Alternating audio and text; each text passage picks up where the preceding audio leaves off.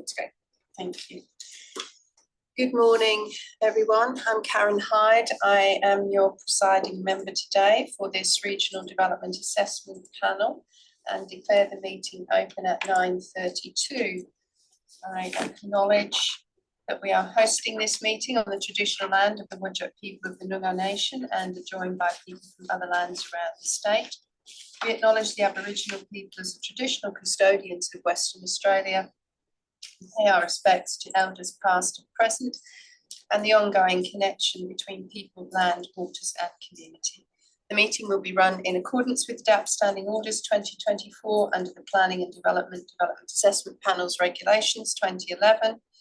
The meeting is being recorded and live streamed on the DAP website in accordance with Regulation 42A of those regulations.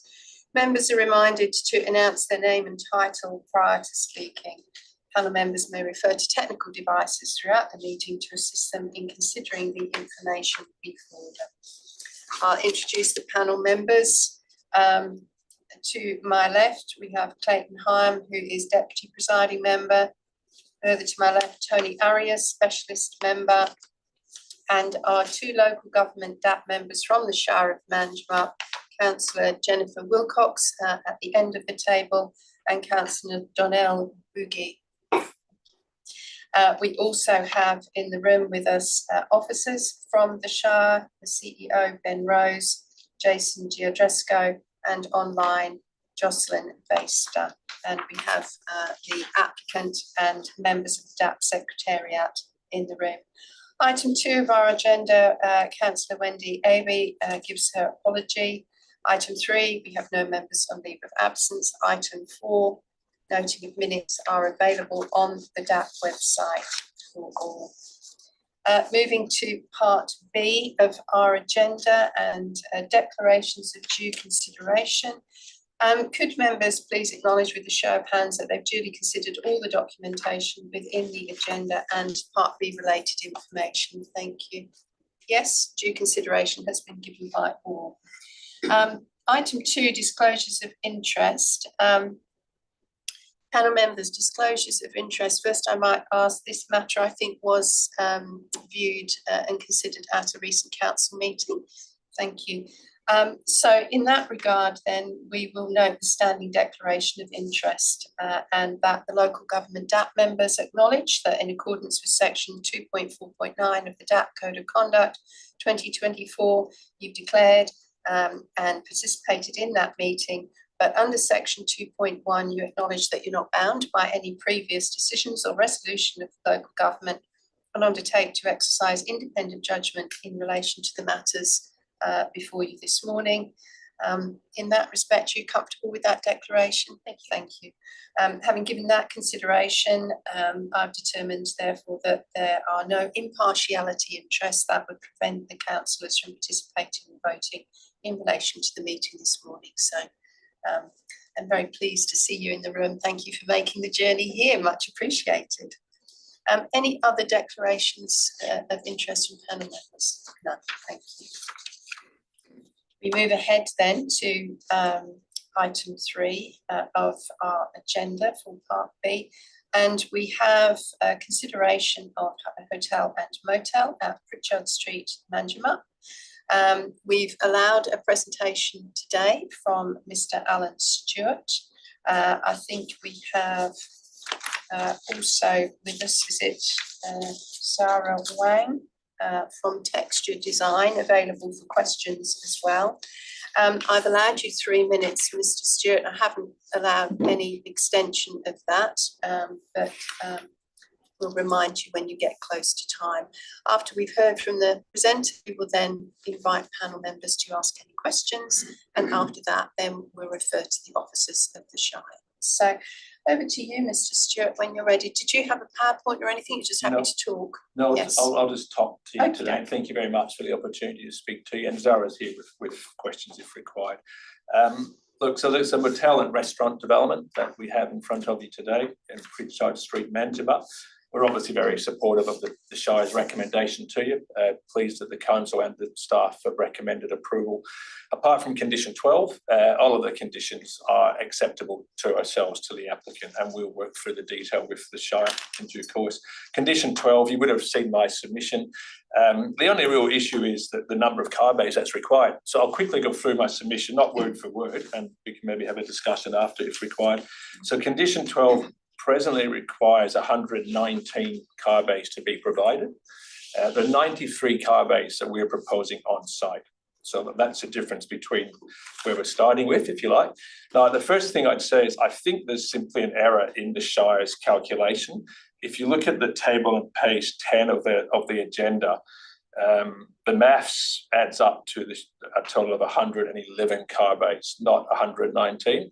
I'm confident the Shire will acknowledge that when they speak to you. I did have a discussion with them previously on that.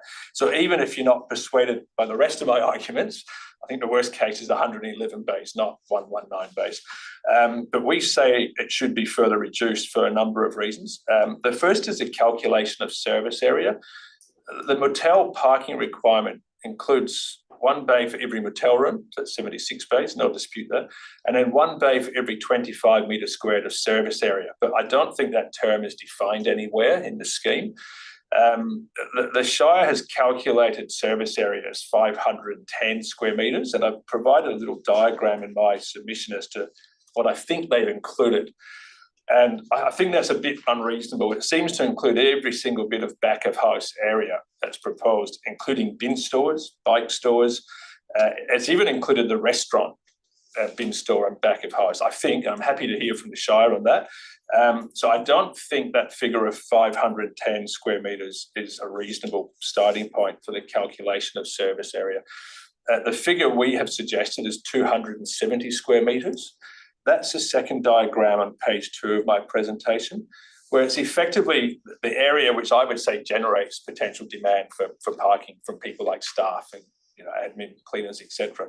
So that area I've highlighted is the reception area. That's where the guests can go on. It's like a self-service breakfast area. It's got the check-in counter. It's got the caretaker's little dwelling. It's got the gym. So I would say, rather than 510 square metres of service area, it should be 270 square metres. If you were to agree with that, then that would be a parking requirement of less, obviously. So maybe if you go to that table on page 3 of my submission, I would contend that even before I talk about variations to car parking, that the requirement should be 101 bays. And I should note as well, there's only, as we said in our original DA, there's only 5 staff for the motel during the day. So it's not like we need a lot of car bays for those service areas. So we think that's more than adequate, that provision. So that's 101 bays. I've then set out in my submission why I think, in accordance with the deemed provisions, why it's appropriate to further vary the applicable minimum on-site parking requirement. And I won't go through every detail there, but firstly, on the next page, on-street parking. Let me go back. One of the considerations for a variation to a parking requirement is having regard to available off-site parking and the likely use of car parking. And I think that's important. So on-street parking, there's a picture there of Naroki Way. It's a pretty quiet part of town, I think, at present. There is some businesses in the area, but I think more than ample informal parking available on the street if it is required. Yeah, we're at 3 minutes, but I'm happy to give you a little bit more time. Thank you very much, Presiding Member. So very quickly, I think there's then an opportunity. It's to look at reciprocal and shared use of the parking bays between the restaurant and motel. I think the vast majority of restaurant patrons will be motel guests. Won't be exclusively motel guests, but I think that's a vast majority. I've conservatively suggested a 1/3 reduction to the restaurant parking on that first table on page 4 of my submission. And then I think you've also got to look at the different peak times of the restaurant and motel service areas. I think the restaurant will primarily be evenings and weekends. Breakfast as well, but again, I think breakfast is really going to be motel guests. And the motel service areas, check-in, check-out, other people visiting, admin, that's a daytime use. So I think there's quite a different peak demand time of those 2 land uses. So that is all the arguments I have put forward to suggest that the provision of 17 car bays for shared use between the restaurant and motel is adequate to meet demand. So that 17 plus the 76 bays for motel guests is 93 bays, which we are proposing. That's the, I guess, the arguments we would put to yourselves today. So in principle, condition 12 is fine, but we feel the reference should be 93 bays, not 119. Thank you. All right, thank you, Mr. Stewart. Panel members, any questions of the presenter? And we do have the architect in the room as well. Councillor Wilcox, do you have any questions? No, I'm really on top of Okay, what thank you. presented and I've read it previously anyway. Thank you very much. Thank you. Councillor Boogood, did you have any questions? No, not at the moment. Thank you. Okay, thank you. Mr. Arias. A clarification. Sure. Follow the logic in your submission. If I understand correctly, you're saying that applying the discretion reciprocal use, 96 bays are required? Yeah, Is that correct? yeah, reciprocal use, Yeah. based on my suggestion of a 1/3 discount for the restaurant, gets us to 96 bays. Yeah. So, I'm able to suggest a bit more shared use given the different types, but yes. so 96, you think, based on applying reciprocal use, 93 are provided? Yes. So is it your proposition that there would be 3 cash in lieu bays? Is that? No, I'm saying even once you have the reciprocal use, I think you can also consider the different peak times of the motel and the restaurant. Okay. to get So that done. so what you're suggesting is 93 bays. So there's further discretion you're asking for. Yes, but if you don't agree with that last little bit, it is 96. Yeah, no, I'm just trying to understand what you're actually seeking. So it's in addition to applying 33% for the potential reciprocal rights, you're saying that on-street parking could accommodate potentially those extra 3. Yeah. Is that correct? Yes. Okay, that's fine. Thank you, presiding member. Thank you. Mr. Hyam. With all the good design that's gone on for this development, why is it proposed to have a city container as a back of house facility? Design review panel asked the very same question. Zara, you might chip in here. I think it's an Zara, existing. Zara, would you like to Sorry. come up? Yeah. So we can. I believe it's an existing facility, and the Located somewhere else in there right now, and then the client. So client got 5 sites, so he's actually trying to find a suitable location, big enough land to put it in as storage. So that's where he saw that could be an opportunity to put in that location for storage for the facility there. Is that a desirable architectural outcome?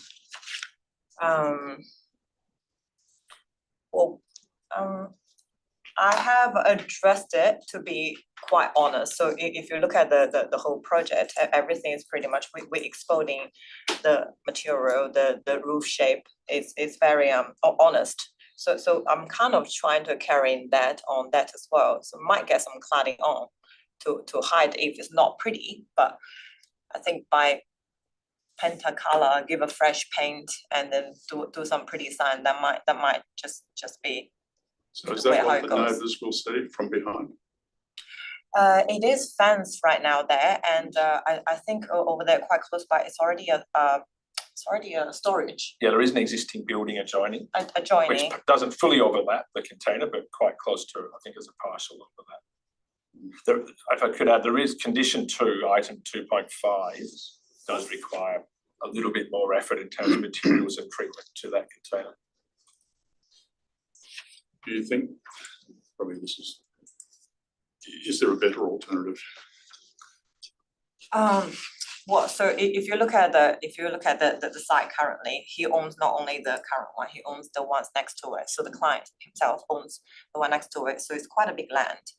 Alternative is in the future when I do step 2, like stage 2, I might find a better place to locate that. But currently, I think that shipping container is located in one of his sites in Manjimup, close to city centre.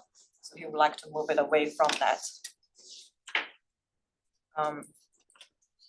So it's easy enough to move once that's developed. Yes. Yes. Okay, I've got some questions for you. In terms of condition 2.4, which requires an active component to, I think it's Pritchard Street. What is your understanding of what's required in the context of that condition? Condition 2 came out of a few items left over from the design review panel process that we hadn't, in their view, fully addressed. Yeah. The wording of the condition, I was almost going to suggest it's a bit, it's fine. In principle, we're fine with what they're asking. I thought it was quite specific in areas, but in terms of that, and Zara, please jump in, but I think what we were planning to do there was to look at, there's a Small setback. yeah, slightly larger setback, and then the side wall of those hotel rooms that faces Pritchard, we would look at putting in some additional openings. Yes, I believe was the treatment. Windows Yeah. on the room on the side. And Yes, then some, they did mention to put bike bay in the service building over there, which, because we actually got a bike storage Yes. at the end, so, yes, All right, but if required, we can put some bike bay there as well. all right, thank you. So there's a bit of passive surveillance you're suggesting, and then there's the bike storage, which also came out of the DRP, I think, as Yeah. well. Yes. All right, well, I'll ask the Shire a bit more about that. Thank you for that answer. My second question would be in terms of condition 8, which talks to landscaping. It talks about implementation after initial occupation.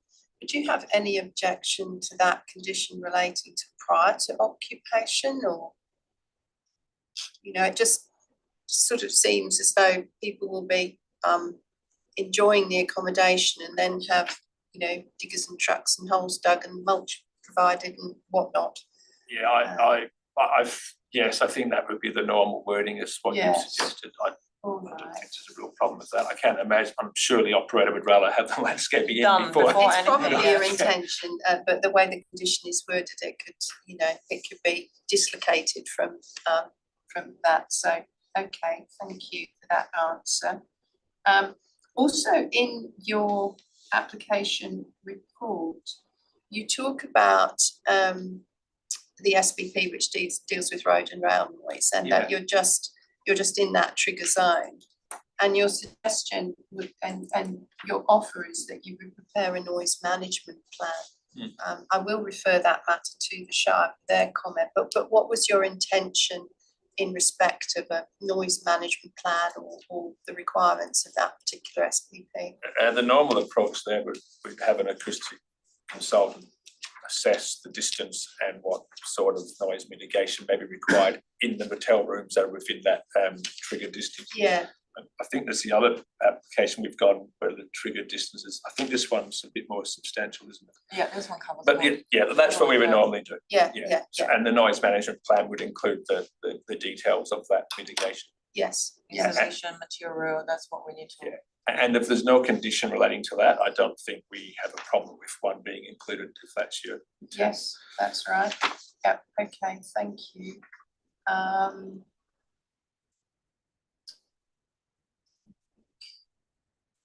think those were my, oh yeah, just to go back to Mr. Arias's point, and you know, there's a few numbers to play with in terms of the parking, but I think in your submission to us, whilst you were requesting a change to condition 12, you seem to be comfortable with, admittedly it's an advice note, but you seem to be comfortable with the advice note that suggests that there might be some further discussion, advice note 2, with regard to any cash in lieu.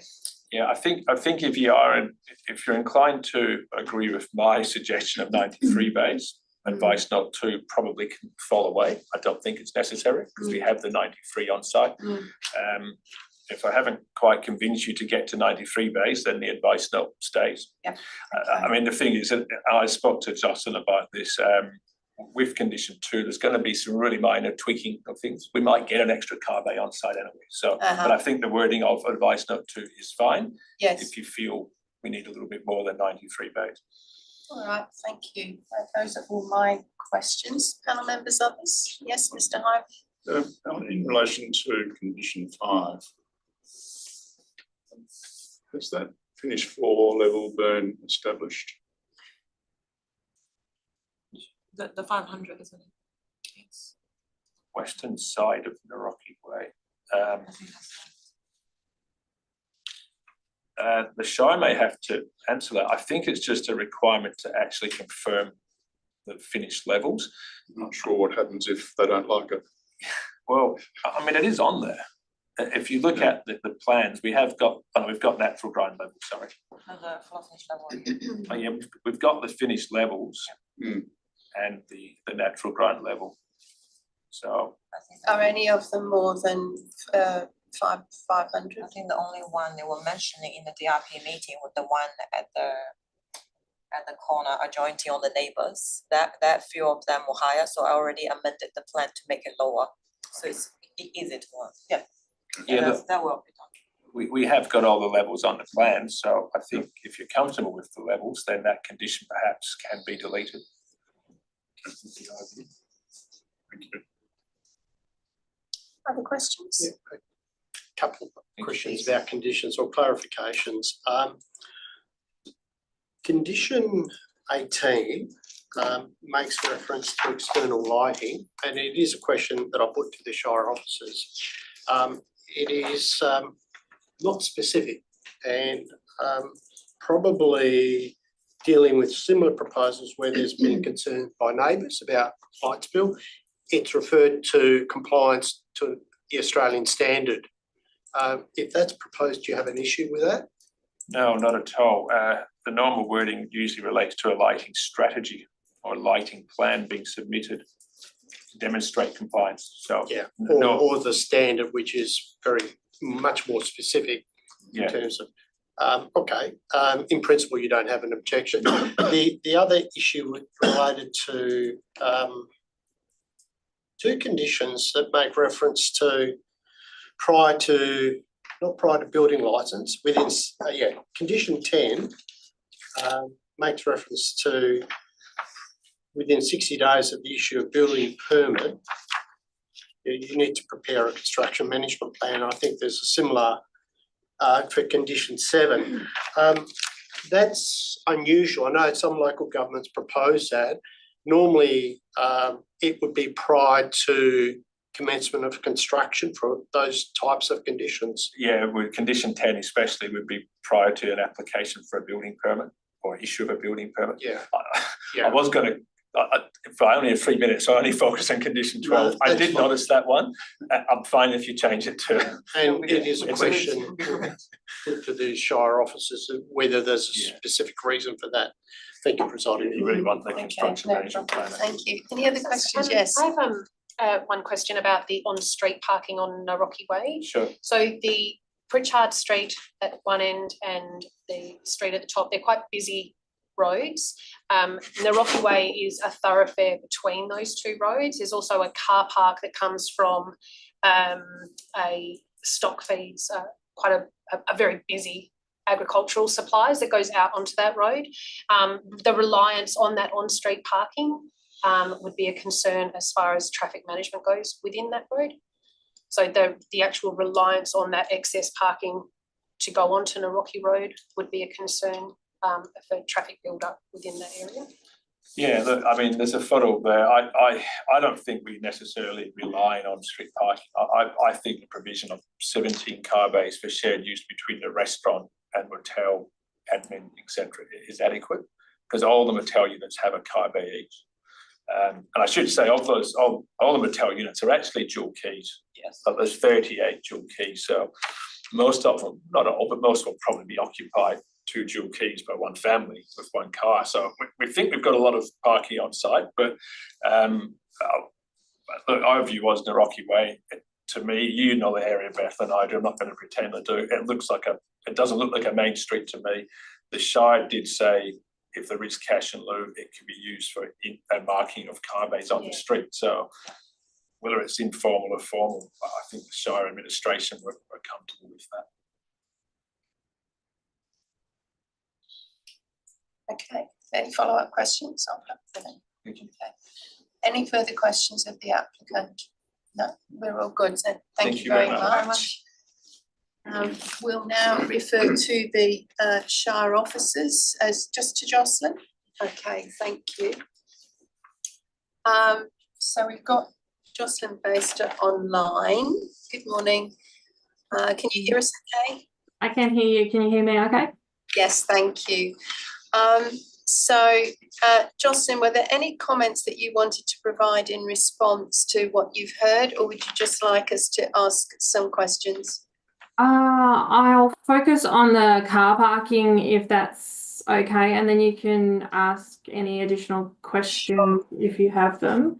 Just in response to the applicant's statement, and probably a explanation of the calculation of service area from the Shire's point of view.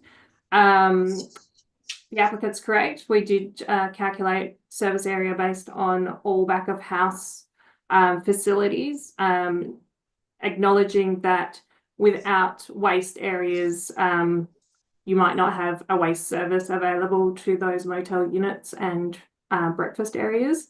And the linen area and the laundry are all servicing the motel itself. So that's the explanation as to why they were included in the service area. So coming back to the 119, yes, that was a typo and also a miscalculation. I would say that 111 was the correct calculation from the table. Back to the applicant's readjustment of parking figures. It's been my as a planning officer, my operation in terms of calculating parking to always round up figures rather than rounding them down to the nearest figure, and that's how I've always operated in terms of my planning assessments. And in terms of the on-street parking facility, I concur with Councillor Bugie in that Naroki Way is constructed with an 8-metre pavement, and advice from our technical officers have told me this morning that 8 metres is not a safe constructed pavement to have on-street parking available.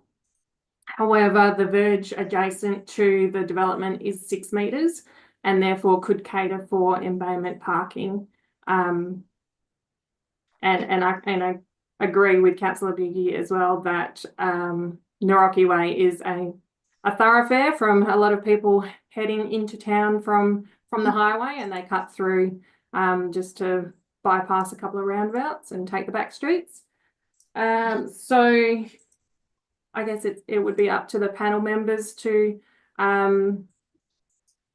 determine the service areas and whether reciprocal rights are acceptable in this case, and the justification for on-street parking in this instance I wouldn't support in terms of a traffic safety. Also noting that if the landowner does continue to develop the rest of the land in that area for similar uses, and buses and tourist buses are coming through on that street, then that becomes an additional traffic conflict.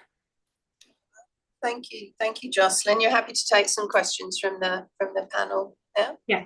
Yeah, great. Any questions of Jocelyn? Councillor Wilcox? No. Councillor Bugie? No, just probably just the dual keying of the proposed site in the presentation to council.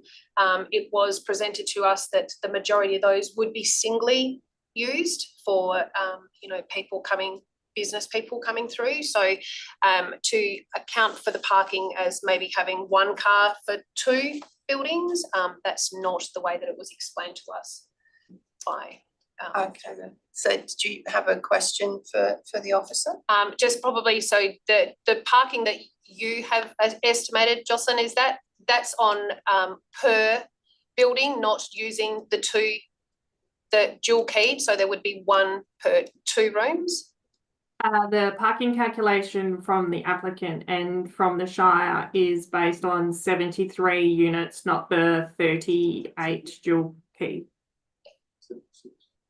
Okay, thank you. Thank you. Ms Darius, any questions of the officer? Yes. I asked the applicant about conditions 7 and 10 that make reference to timing after the issue of building licence. Ordinarily, the panel would impose a condition like that, but say prior to development, or would you have a difficulty if it was couched in those terms? No difficulty in prior to commencement of construction. It's usually and our standard wording is prior to issue of building permit. However, we have come unstuck previously where builders haven't been appointed at the time of building permit, and therefore it's difficult to provide the construction management plan at that stage. It's difficult sometimes to get the builder to then respond to conditions once they're appointed. So it can be a compliance issue if it's just before commencement of construction. Okay, all right.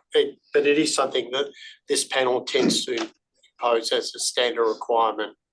The other question was around conditions 17 and 18. Could you explain what is meant by condition 17, which makes a comment about community safety concerns? Is there something specific that you would want addressed? Yes, so this is because there is residential development alongside the motel units to the west of the development, and specifically air conditioning condenser units and noise from those motel units affecting the nearby residentials. Okay, but you'd understand that the condition needs to be probably more specific than has been suggested. I'm happy for it to be reworded more specifically in relation to air conditioning or servicing of those and noise from those units. Okay, and would it relate to some sort of management plan, environmental noise management plan? Is that what you're suggesting? Could I make a suggestion that there might need to be an operational management plan for a facility of this nature, which is not an unusual thing, which encapsulates a number of all of the aspects that are proposed to be covered in some way or other in condition 17. How would you feel about adding that into condition 17 or a separate condition, Jocelyn? Adding or separate would cover that nicely. Thank you. Okay, thank you. Thank you. The other matter was condition 18. I did once again suggest to the applicant that in the past the panel has imposed a condition and it specifically relates to the Australian standard. Would you have an issue with that? No, from an assessment point of view, no. That condition 18 was imposed based on a community member's concern from light spill. Yeah, and I did see the submission, and I have no difficulty with the intent. It's just a matter of making it more precise. So that's fine. Thank you, Presiding. Yes. Just the final question relates to the car parking again. It wouldn't be unusual for a motel and associated restaurant to have reciprocal use of car parking. You did start to talk about it. Do you not agree that there is some reciprocal capacity with those two uses? It certainly can be considered, yes. I'm not sure whether 33% comes from in terms of a mathematical calculation and whether that's been proven elsewhere. I think the answer to that is it's sort of subjective depending on the particular location. So if you thought there was merit in an arrangement, you know the town much better than I would. Is there something that you think would be reasonable? Yeah, it depends on the business model of the restaurant and how they're proposing to promote, I suppose. Because most of our town, I would say, uses their vehicles in terms of getting around, and I do agree that there should be if the patronage is expected to be from the motel users as a majority or even a percentage, then there could be reciprocal rights associated with that. But you don't have a view on what that percentage might be? I'd like to encourage people to use the other facilities in town, not just stay within their own motel. So there are other businesses that should be supported by tourists as well. Okay, all right, thank you. All right, thank you. Yes, Mr. Hyde. Jocelyn, just going to condition 2, and I know these came out of the design review, but it's not clear to me what a deeper landscaping strip means. But are we talking about the width and depth or the actual depth of the soil? So there was a variation to the landscaping policy, and as a result of this development application, there is a minimum meterage depth if you're not building straight to the street frontage. So I would say that now I wasn't at that design review panel meeting. Jason Giadresco was, so he might have more insight, but I would say that's just to comply with the policy requirements. Did you want to put that question to Jason? Jason, did you want to pop up to the chair here?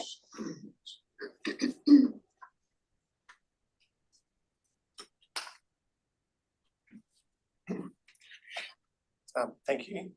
Yes, look, the 2.1 is to reflect our policy requirements. Our local planning policy 6.18 landscaping, which I think requires, from memory, a depth of 3 metres for the white strip. Right. And that can be achieved in this location. I think it could be. There's enough space there.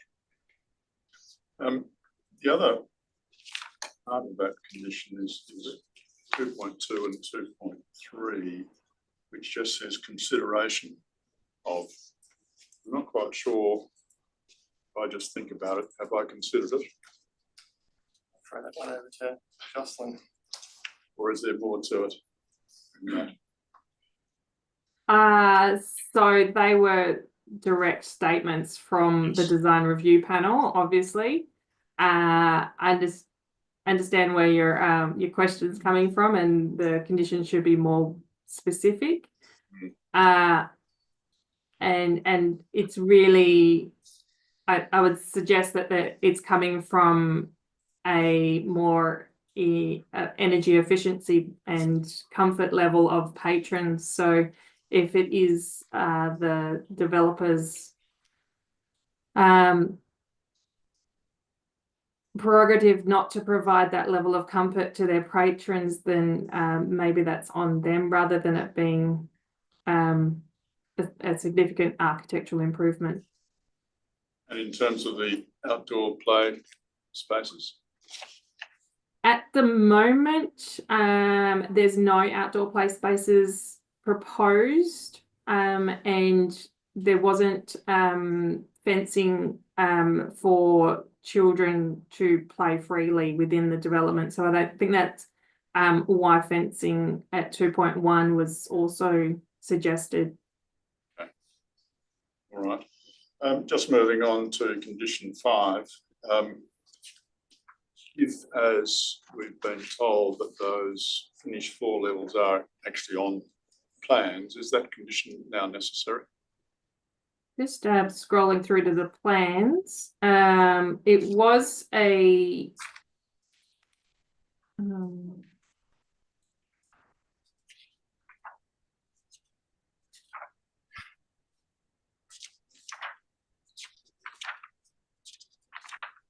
so the plans show an RL outside of the motels, but not inside of motels. And now the architect Zara did say that she has amended plans, but these aren't subject of consideration at the moment. Okay. Those Right. amended plans haven't yet been received. Okay, thank you. Just in relation to condition 12, advice note 2, would it be better if advice note 2, if that's where we're going with cash and lieu, is connected to or part of condition 12, because it seems to be more of a condition, not an advice note.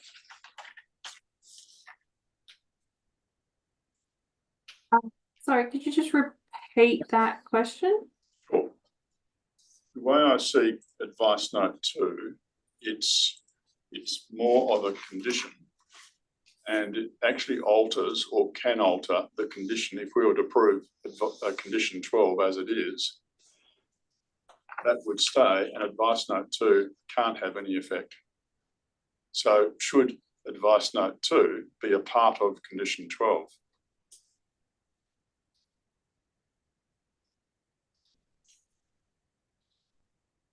I would have to take your advice on that one. It's always been my understanding that cash in lieu tends to be an alternative to providing on-site parking. Correct. Correct. And whereas the condition states the number that should be provided, and the advice note associated being an alternative way of providing that number of parking. Okay. The advice note, in my view, is only an embellishment of the condition. It only explains the condition. If it's an alternative, it should be in the condition as, or alternatively, you can do this. So it's very clear that you don't have to provide that number of bays. It might be X minus 2 or 3, and the minus 2 or 3 can be dealt with this way. So that's fine. I'm comfortable. I think that question of safety concerns was answered. No, that's all for me. Thank you. Thank you. Jocelyn, I've got just a couple of questions that arose out of the discussion with the applicant, again relating to these conditions before us. Condition 8 talks about landscape being implemented after, well, the first available planting season, but after the initial occupation. The applicant said they were quite comfortable with that condition reading prior to occupation. How do you feel about change of wording? Was there any specific reason why it was worded as we currently see at the moment, post-occupation? It tend to give the developer flexibility in terms of this is generic condition that can be applied in all commercial instances, and sometimes businesses want to start operating before a good planting season is available, which is why that condition gives that flexibility to make sure that it's the first planting season. And yes, it does say after occupation, but most of the time they need to finish the building before they can do the planting. Yes, I understand they finished the building and the majority of the hard surfaces, etc. But would you agree that in this situation where we've actually got holidaymakers or business people moving in, that it might be preferable to be done with construction inclusive of landscape at the point of occupation? Oh yeah, I absolutely agree. All right, lovely, thank you. I highlighted that the applicant's report talks around noise management plan. Forgive me, but I couldn't see it in the conditions. Would you be comfortable with the new condition that talks to the provision of a noise management plan and thereafter implementation to the satisfaction of the city? That would just pick up that issue that this falls within the trigger area of the SPP. Yeah, that's okay. Okay, lovely, thank you. I think that's all I wanted to ask as well. Thank you. Any further questions of Jocelyn or Jason? Just presiding member, just a further clarification on the service area. Obviously, there's a big disparity between what the RAR suggests is required and what the applicant's saying. So you don't accept the applicant's position in relation to the calculation of service areas and the things like the bin area in terms of generating potential car parking requirements. I think you explained what the difference is, but you didn't explain whether you had some level of support for the applicant's position. I generally dispute the position. I do agree that a bin storage area doesn't create a parking demand, but my dispute is that without that bin storage area, you wouldn't have the level of service to provide the number of motel units. Thank you. And just for clarity, there's nothing in the scheme that describes service area or. Not that I have my hands on, no. No, I think the applicant said that's the case. No, thank you. All right, are we comfortable we've finished with our questions now before we get into the item? Thank you, Jocelyn. Thank you, Jason. All right, so back to the item before us and the responsible authority report. We have a recommendation to approve, subject to a number of conditions.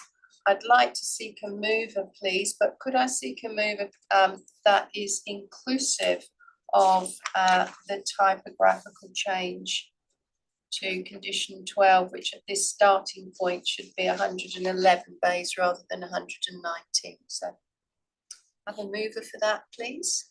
Thank you, Councillor Wilcox. Is there a seconder, please? I'm happy to second. Mr. Arias, okay, thank you. Councillor Wilcox, would you like to speak to the item as mover? No, I'm fine with that. The explanation that was given regarding the calculation. That's fine. Thank you very much. Mr. Arias, would you like to speak to the motion as seconder? Thank you, presiding member. I'm happy to support the proposed use. In terms of the zoning, which is town centre zone, I think it's a motel and restaurant use is appropriate within that, and it's a discretionary use and therefore capable of being approved.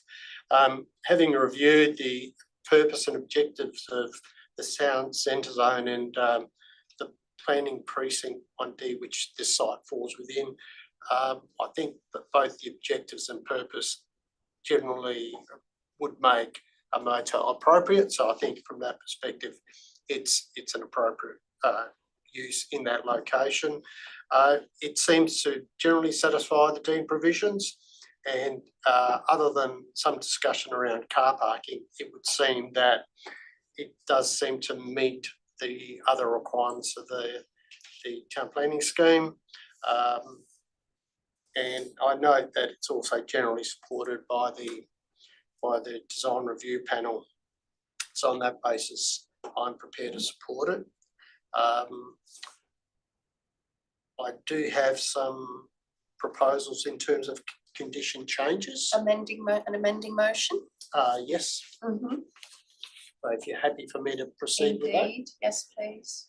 Okay, the first one relates to conditions 7 and 10. I'd like to change that so that the conditions themselves I think are okay, but the prefix should be prior to commencement of construction. So for condition 7, it would be adding the words prior to commencement of construction and deleting within 60 days of a building permit being issued. That is correct. Okay. And sorry, I'm just making some notes here so that I've got it for the minute. And for condition And for 10 condition similarly, 10, yes. it would be the same prefix, that prior to commencement of construction, the applicant must submit, Yeah. et cetera, et cetera. You want to take that amending motion on its own then? Yes. Okay, do I have a seconder for that? And thank you, Mr. Hyam. Do you wish to speak further to it, Mr. Arias? No, I think the purpose, very briefly, the purpose of the proposed change is to provide consistency and certainty in terms of when the condition needs to be satisfied. Yeah, okay. Did you wish to speak to No, Mr. Hyam? Quite Okay. self-explanatory. Anybody else wish to speak to just that amending motion? Those in favour of the amending motion, please. That's unanimous. Thank you. Back with you, Mr. Arias. So the next change relates to condition 17. Okay, so amending motion 2 relates to condition 17. And I'm proposing probably a new condition, and it would read as follows. Prior to commencement of construction, the applicant to prepare an operational management plan to address amenity issues such as smoke, fumes, noise, vibration, odour, vapour, dust, wastewater, waste products, or other pollutants to the satisfaction of the Shire of Manjimup. Okay, and does that mean that you wish, does that include, sorry, just so that we're clear, does that include all of those matters in Yes, it condition does. 17? Did you Yeah, wish correct. therefore So, to replace condition 17 with that wording, or happy to keep condition, or do you want Well, condition 17 as an advice note? Either. It's with you. Okay, so I'm suggesting a new condition, just Yeah. Clarity, to delete condition 17 Okay. and as I've proposed, which addresses all those points raised in the existing condition. All right, thank you. That's moved by Mr. Arias. I'm happy to second that. Did you wish to speak to it further? I think it's, as you suggested, presiding member, they are issues that would normally be addressed as part of our operational management plan and to address amenity issues for the surrounding residential areas. Yep, I concur with that. Don't wish to say anything more. Did anybody else wish to speak to the amending motion? Those in favour of that amending motion? That's unanimous. Thank you. Mr. Arias, anything Yes, further? and so condition 18, I'm proposing to delete the existing condition and to replace it with a new condition that reads external lighting must comply with the requirements of Australian Standard 4282 dash control of intrusive effects of outdoor lighting to the satisfaction of the Shire of Manjimup. Okay. Thank you, Councillor Brugger and Ms. Boogie. I'm so sorry, Boogie is seconding that. Mr. Arias, did you wish to speak further Just to it? once again, briefly, I have no difficulty with the intent of the condition. The purpose is just to make it specific in terms of what the requirements are on the applicant and how it is addressed by the Shire. Thank you, councillor Beauty, a seconder. Thank you. Any other speakers on that amending motion? Those in favour of that amending motion, that's unanimous, thank you. Anything further, Mr Arias? No. All right, thank you. Other speakers on the motion before us, please. Mr Hyam? Thank you.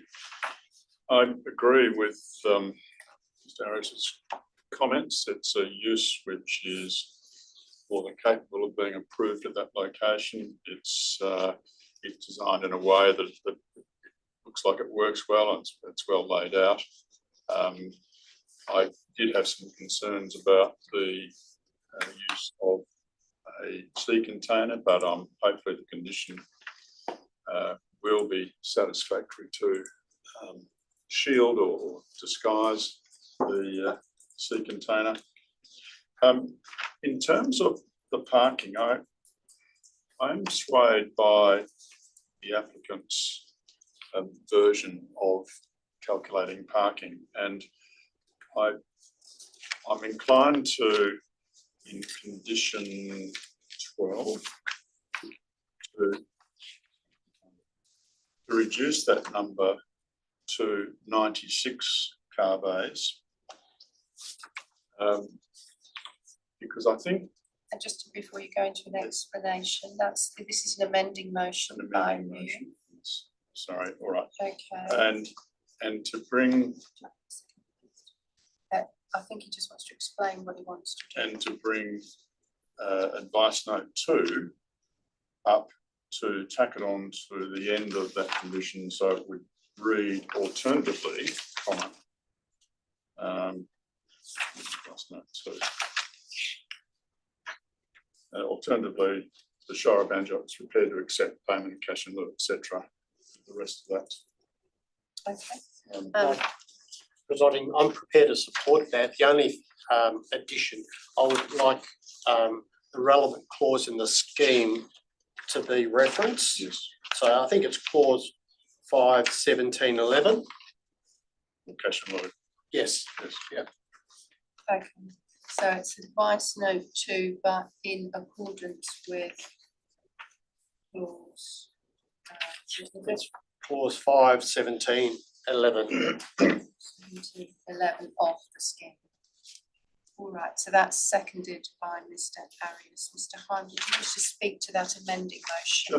Just briefly to say that I agree with the proposition that there is ample opportunity here for reciprocal parking, and having at least one bay for each unit anyway, plus the other bays available. I think there is likely to be, and this is a figure plucked out of the air, of course, but at least a third, as the applicant suggests, at least a third of the users of the restaurant facility likely to come from the motel units.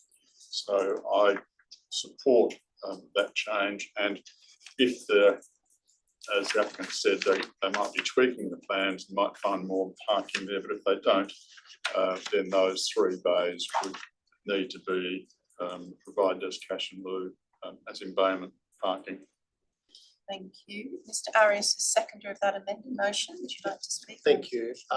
Look, I will simply add to the comments made by Clayton that I am persuaded by the applicant that there is scope for reciprocal use of car parking, and it is common with these types of developments, and it is accepted that a restaurant in a venue like this will have high use from within the actual complex. I know that, I'm sure it is the intent that the balance of the town's facilities are utilised also, but I think from a convenience perspective, a reality, the local restaurants tends to be used. So I'm persuaded by the argument for reciprocal use, so prepared to support that change. Thank you. Other speakers for or against this amending motion? Did you wish to say anything, councillor Wilcox? Only a comment in that I actually work for a motel and I can relate to most of this. And I would have to agree, absolutely, with the reciprocal use, absolutely. Thank you very much. Councillor Beauty, did you wish to speak to the amending motion? I don't know if this is appropriate now. Can I ask a question about long bay and larger parking bays, like facilities for long vehicles or trailer parking within the area? I guess we'd have to go back to the Shire on that. Mrs. Spencer, who orders in order to do this.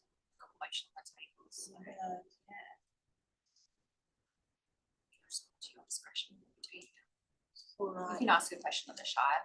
Yes, let's clarify. do that. I don't know whether Jason or Jocelyn, is Jocelyn still available? Jocelyn, we just have a question from Councillor Beauty to inquire whether there's any dimensional aspect to the number of parking bays, whether there needs to be any inclusion of or consideration of trailers or things of that nature, long bays, short bays, etc. So from my understanding and my assessment, the parking bays complied with the scheme requirements, which are longer than Australian standard and wider than Australian standard. The local planning scheme doesn't have any requirements for long bays within it for each development. Thank you very much for that answer. Back with you, Councillor. Okay, I'm comfortable with this as an amending motion again, and thanks to Councillor Wilcox for her first-hand knowledge of the situation. I'm comfortable too with a level of reciprocity, so happy to support this amending motion. Did you wish to say anything further before we vote on the amending motion? Oh, did you wish to say anything further before we vote on the amending motion? I need to, I'm not sure whether she said it, but advice note 2 obviously is deleted from the advice. And notes. the rest renumbered, Yes. indeed. So just on this amending motion then, if we're all clear, that's putting the number 96 in, adding advice note 2 into condition 12 and adding the reference to the scheme and renumbering the advice notes accordingly. Those in favour of that amending motion, please. That's unanimous, thank you. Back with you, Mr. Hyam. No, I've got nothing further to say. Okay, all right. Did you wish to speak at this point? Okay, I will speak to it. I'm very comfortable as other panel members with this application. It certainly fits within the town centre. I acknowledge the assessment that it certainly achieves the transition between the industry and the residential. I think if it's appropriately managed, and I think if the materiality is of a good quality, and I know that there's still some work to do on that, but I think the conditions of approval and certainly the advice of the design review panel has been very helpful in that regard. I think particularly I would note that there needs to be that sensitivity in terms of the interface with the adjacent residential development, and particularly those site levels, internal and external, are very important, and appreciate the thoughts around the activation of Pritchard Street, both from a passive surveillance and also from an activity which causes people to come and go with bicycles, etc. So I'm satisfied with the parking and as we have that recent amendment, but I would like to propose a couple of other small amendments, please. One is to condition 8, which is to do with the landscape, and I would propose, I think this is now amending motion number 5, which is to the approved landscape and reticulation plan must be fully implemented prior to occupation of the development. So I'm deleting the words within the first available planting season after the initial occupation, and the rest remains the same. That's to condition 8. Do I have a second? Thank you, Mr. Arias. I think I've spoken enough on this in questions. I think we will understand that. Did anybody else wish to speak on it? Those in favour of that amending motion, that's unanimous. Thank you. And I have one other amending motion, which would be a new condition. Amending motion 6, and it's a new condition which requires prior to lodging of a building permit, a noise management plan to be submitted to the Shire for approval and thereafter applied to the development to the satisfaction of the Shire. So that's for the noise management plan. Do I have a seconder, please? Thank you. Mr. Hyam is happy to second. Just briefly, I think this is just following through normal protocols when we're within that trigger area. It's recognised in the applicant's report. The Shire is comfortable with that. I think it would be a good outcome for the occupants to have those considerations in place. Did you wish to say anything first? Any other speakers on the amending motion? Those in favour of the amending motion? That's unanimous. Thank you. And I think with that, I had nothing further to add. Councillor Bugey, you haven't spoken yet on the substantive motion. Did you wish to take that opportunity? No, I think I'm All right. Councillor Wilcox has moved. You've got the right of reply if you would like to say anything. Pretty well, everything's covered, certainly, absolutely. All right, lovely. Let's vote on the motion then, on the motion as we have amended it. Those in favour? That's a unanimous decision. Thank you.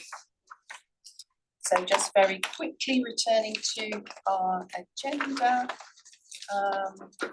Nothing to note in terms of the Form 2 or administrative, SAT administrative tribunal reconsideration.